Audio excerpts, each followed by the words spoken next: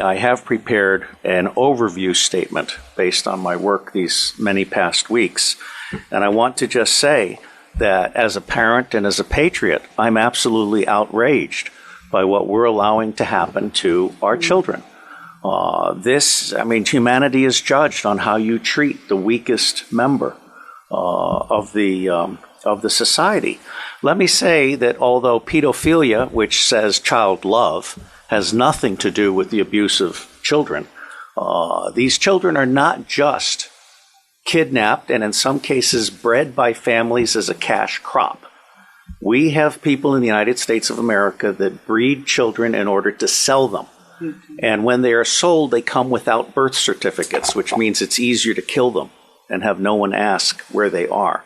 We're also importing children by the plane load. Again, children who have no documentation. It's not just child slavery or child sex abuse. It's also child torture because you have adrenalized blood. You have the whole blood drinking ceremony of the satanic world. It's also the use of children for harvesting body organs. We'll have the Falun Gong testimony tomorrow.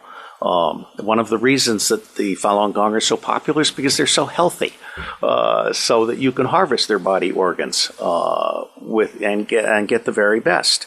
And then you have ritual ceremonies and ritual murder, as well as incidental murder. The other working assumption is how long do these children survive within this system? What I am hearing from the witnesses that I've talked to is 2 years. It may be longer. It may be 4 years. It may be 6 years. But by and large, these children are so abused. I mean, we're talking rapes by the hour and so forth, that they reach their expiration date within 2 years. And then they're murdered with impunity, or they're ritually murdered if that's what they've been bred for. So I think we need to document this. No one else has done this before in a systematic manner.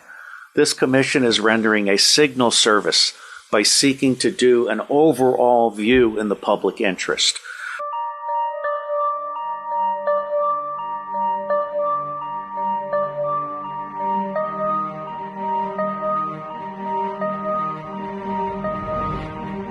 The greatest injustice of our time is widespread human trafficking and child sex abuse. And evidence is now mounting that this injustice may be far more sinister than before shared in the public domain, and lead to the highest reaches of religious, secular, and governmental world leadership. It is the hope and expectation of this court that the official commission report will act as the catalyst to a great awakening of people of the world to the horror of human trafficking and child sex abuse. Once brought to light, the lives and futures of millions of tormented souls will be transformed forever.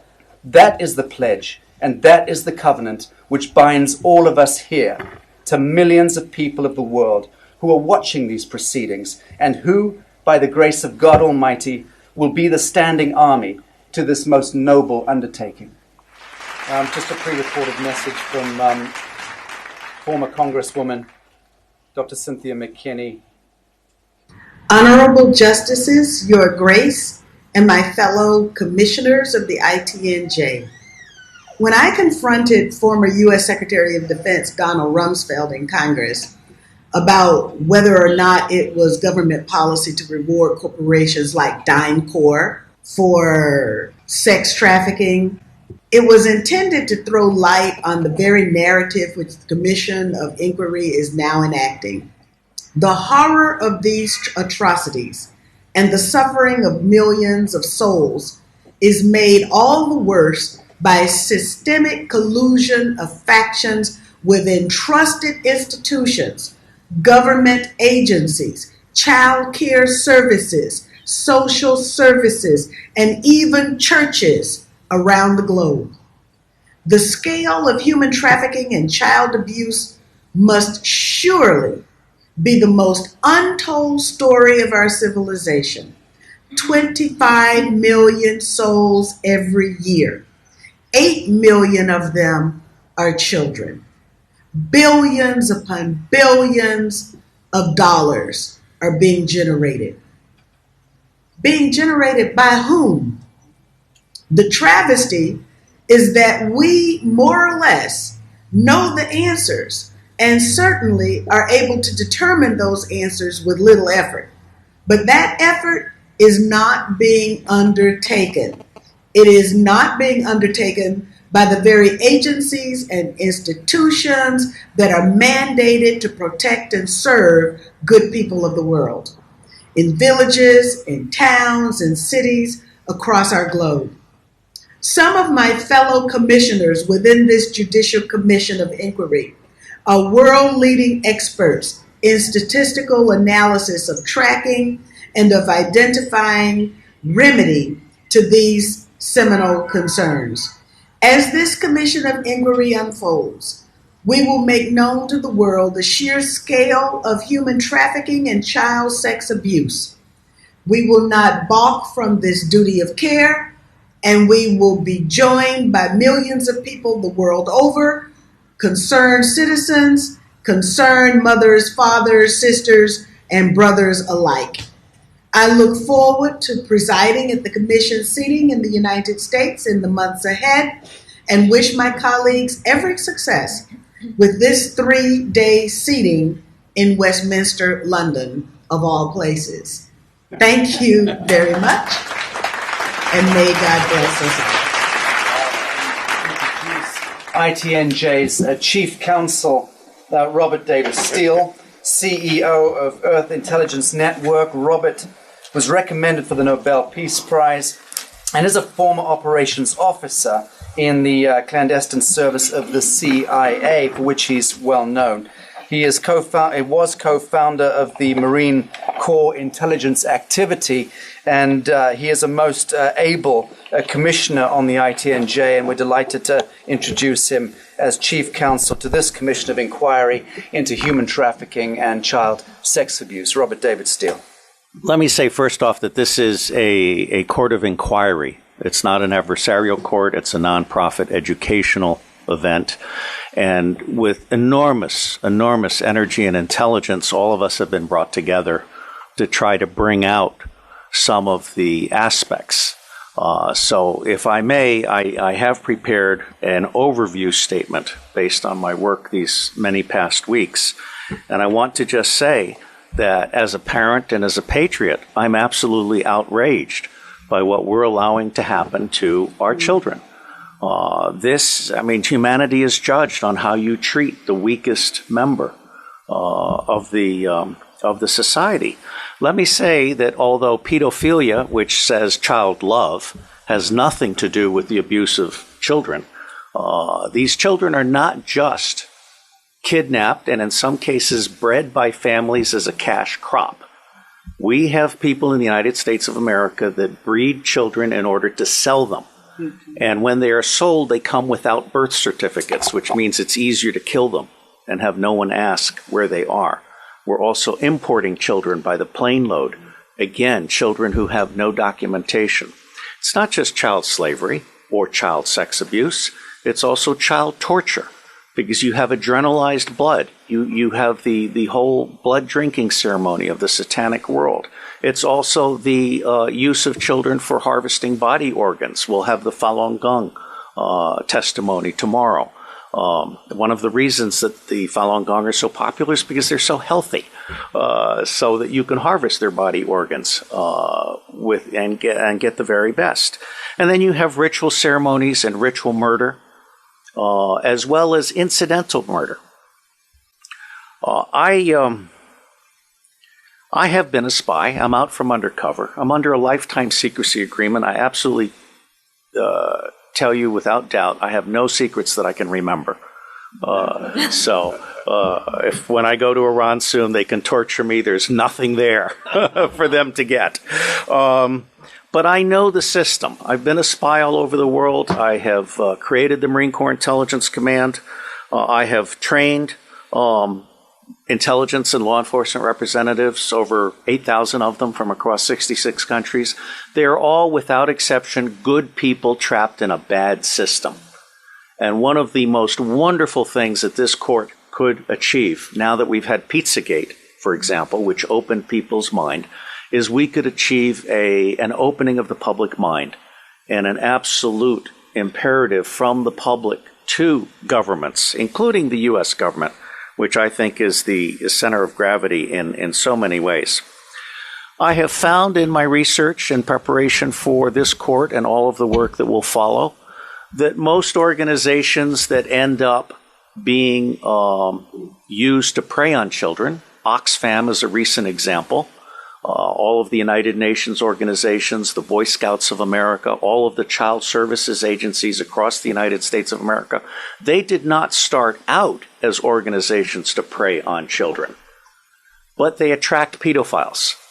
And ultimately, pedophiles end up rising in the ranks and controlling those organizations, so that an organization that initially started out in the service of children becomes an organization that is in fact hunting children. And one of our distinguished commissioners has written an absolutely wonderful book called Child Hunters, which I recommend to all of you as a brief on this. Governments are letting us all down.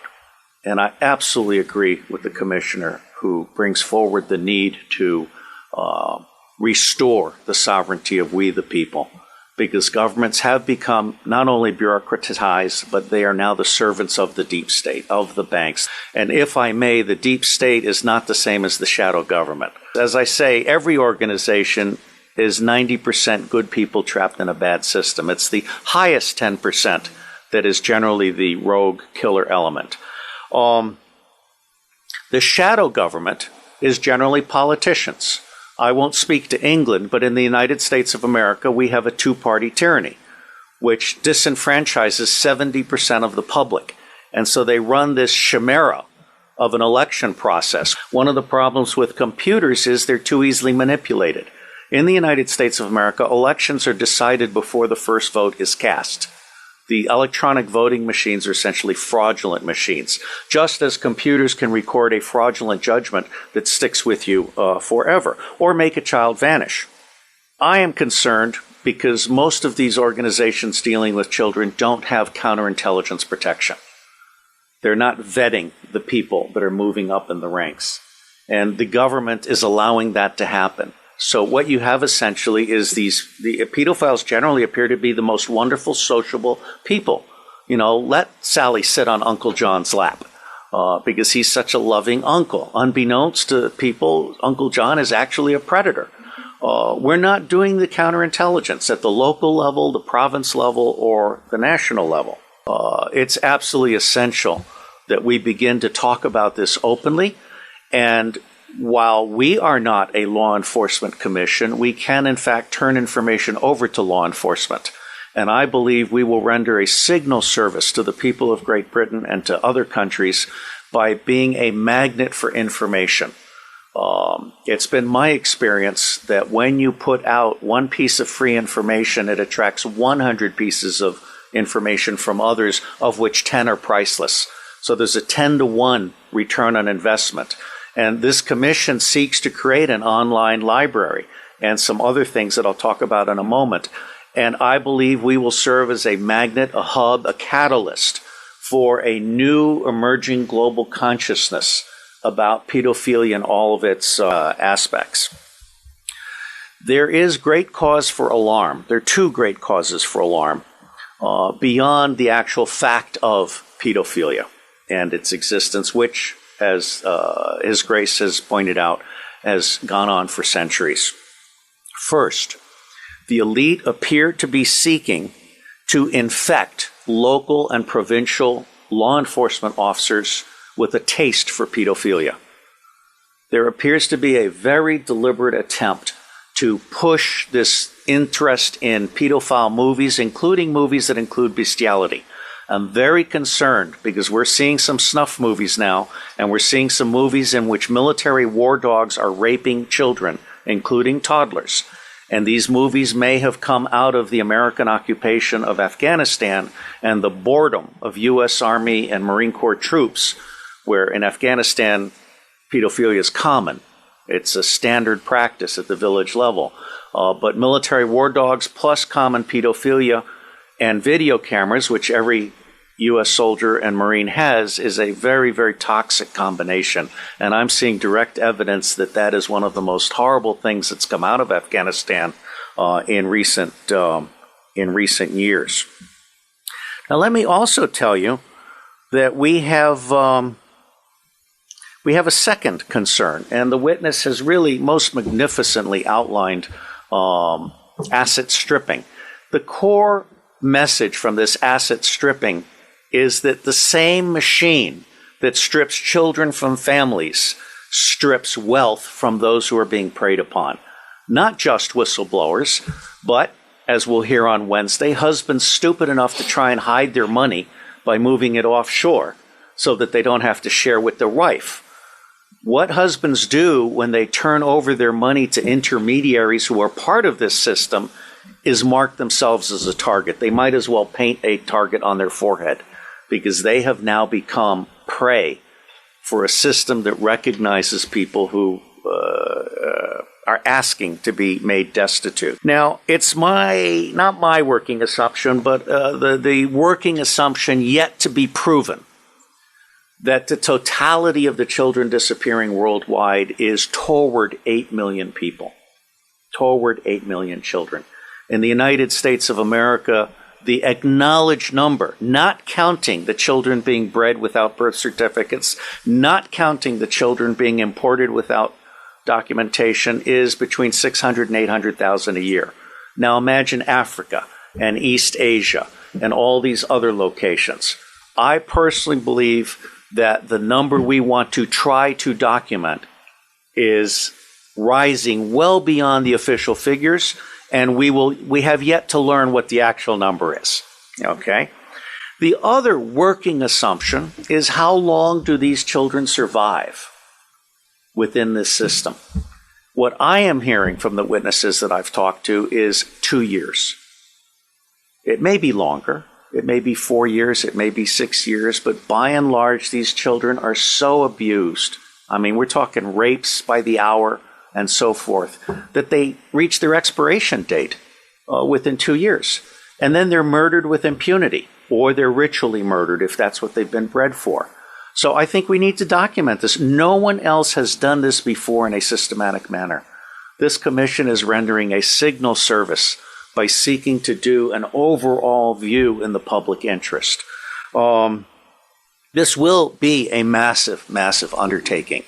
And while the preliminary attempt is to do a 6-month to 9-month endeavor, subject to funding availability and the availability of witnesses and also prisoners, there are a number of prisoners who can be debriefed, who, when properly debriefed by specialists, can really give a deeper understanding that has not been achieved by existing law enforcement and other agencies, because they simply treat these people, when they catch them, in those rare instances when they catch them, as disposable goods to be thrown into prison and forgotten about. And tomorrow we will have some expert testimony from one of our commissioners who can speak to this far, far better than I. William Binney is my counterpart. He is for NSA what I am to CIA, which is to say, he is saying, as I am saying, that we can delete 70% of our respective organizations and put the other 30% to work. But Binney is also the author of Thin Thread, which is a way of doing deep discovery in unstructured databases and the internet. And so he is prepared to actually help us do pedophilia tracking worldwide. And one of the things that the other technical commission, Stephen Arnold, is very good at is de-anonymizing the internet. This includes every image having a fingerprint. So you can take an image of a child being abused, and you can track that image through the dark web. So there are resources that we can bring to bear in support of this commission's mission. My favorite technical commission is Arno Reuser from the Netherlands, who is a master librarian. He is so good that when the Dutch intelligence community realized it didn't know enough about the world, they recruited him to create the Open Source Intelligence Center for Dutch intelligence. And as with the endeavors that I helped create in the United States, and in fact for Scotland Yard, very quickly people found out that they could get 40 to 60% of what they knew very cheaply using open sources of information. That's not what government intelligence agencies do today. They want to spend as much money as possible in the riskiest way possible on the most expensive way possible. They're not actually there to do decision support or answer questions. So I believe that Arno Reuser is capable of creating the world's first digital library on pedophilia. And this would be a multilingual library to include local dialects. And it would be a library that would then end up being what we call a magnet for walk-ins. We want to have a very professional ingestion system so that people can volunteer to provide expert witness to the thing, or they can volunteer to offer up their papers. There are a number of pedophiles now who are actually ready to turn over their diaries. All right, so I think we're actually doing something really, really huge. My final comment. The center of gravity for taking down the deep state. Pedophilia is both the induction glue. Pedophilia is how the deep state recruits and controls people. It is also the Achilles heel of the deep state. I believe that once the public realizes that the government is not protecting their children at a scale of vulnerability that we can articulate, then everything else about the government is called into question. All right? So for me, this is a truly righteous endeavor. And I will end by saying that as much good as it might do to get the British angry, for me, the center of gravity for change is the American public. Because if you can get the American public angry, we will stop supporting dictators overseas. We will close all of our military bases overseas. I am on record as a former CIA operations officer saying that our 1,000 bases overseas are not there for national defense. They're there to serve as lily pads for the smuggling of guns, gold, cash, drugs, and small children. So let me say I am proud to be in your company, and I believe that no matter what we do or do not do, it is going to make a difference. God bless you all.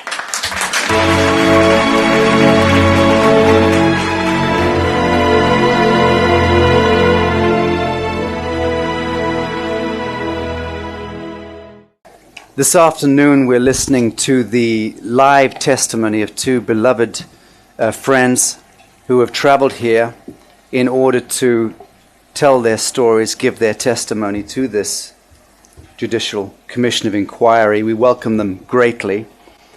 I will give a very brief introduction to our first key witness. This is Christy Allen, who's flown in from the United States of America. Christy is a former highly awarded female vocalist in the Mormon Church. She had an acclaimed singing career, which ended upon a spiritual awakening where she was forced to face the sudden realization that she and her many siblings had been embedded in the MK Ultra SRA program. Now, this is a program not known in the mainframe, but something which we hope and trust, Christy, that you will be able to enlighten us to in this courtroom. My story is about a Mormon family who were part of the MK Ultra program started by Operation Paperclip and masterminded by our original handler, Mr. Greenhog. To us, he was Mr. Greenhog, but there is reasonable evidence to suggest that his real name was Joseph Mengele, who always liked to use names with the word green in them. My family were used as entertainers, child pilots in wars, medics, special messengers, high-priced call girls, presidential models, sports figures, and international spies. There were 13 children, and then my mother raised one more. This story is about generational incest, abuse, CIA kiddie porn distribution, and satanic ritual families that have no idea what they are involved in on a conscious level. It's about mind wipes, controlling those that have the most to offer. It's about how the priesthood, sacred societies, Freemasonry, and a satanic pedophilic agenda is widely used to control governments, religions, and local police to do their bidding. The darkness loves to hide behind the light. So it may shock you to hear about a Mormon bishop that tried to rape a friend of mine right after she got married. And this was the same high-up Mormon priesthood leader that later officiated in a satanic ritual where he almost got away with raping, killing, and offering my sisters up to an unknown god in the Salt Lake City temple. It's time to talk about what happened in the Salt Lake temple. Now, April and Priscilla had been mad at each other, so what followed was kind of a miracle. April began to talk. Then Priscilla finished her sentence, and then Dawn contributed, and pretty soon they were all talking at once.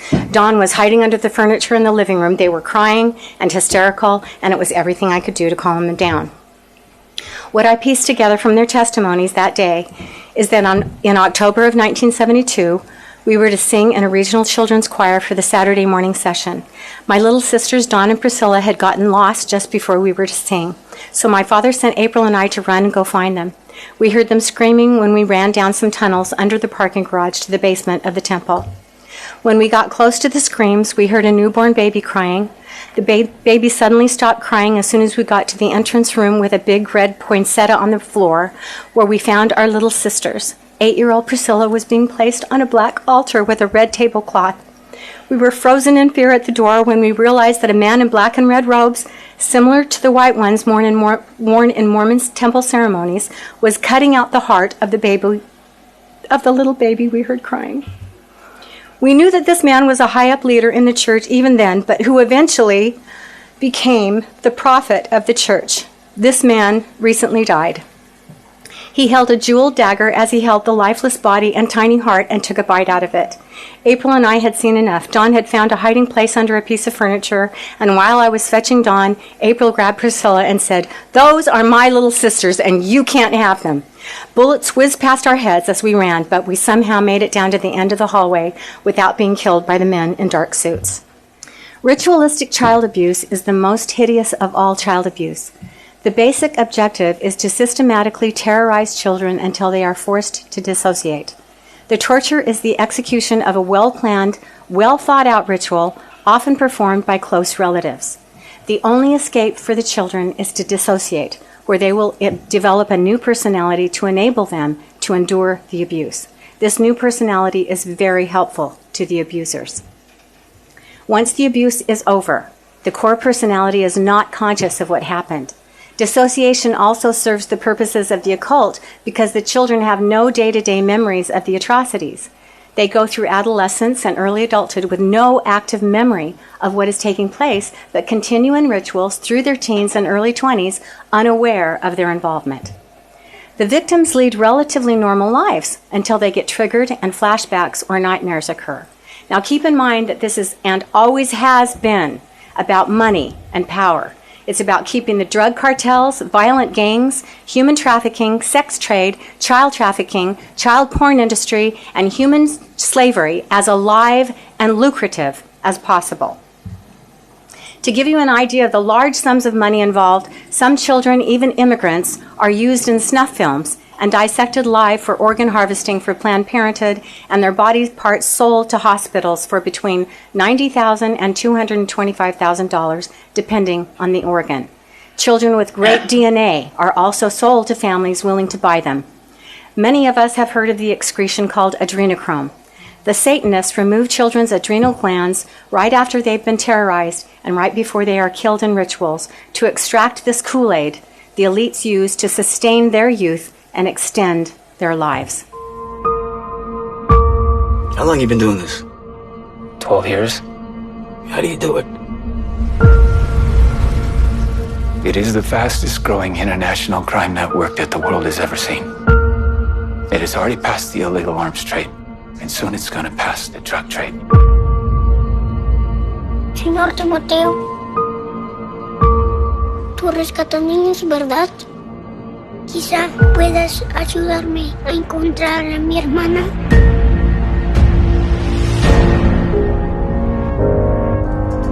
Imagine walking into a room right now, seeing an empty bed. What will we do? We're Homeland Security. You know we can't go off rescuing kids in Colombia.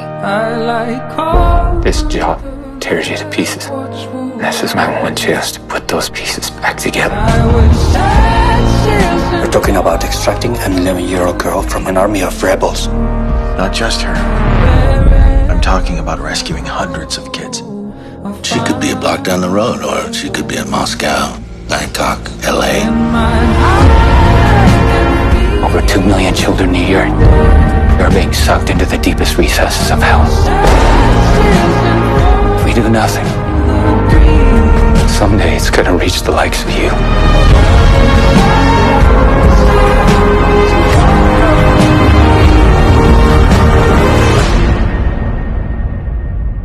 What if this was your daughter? Wherever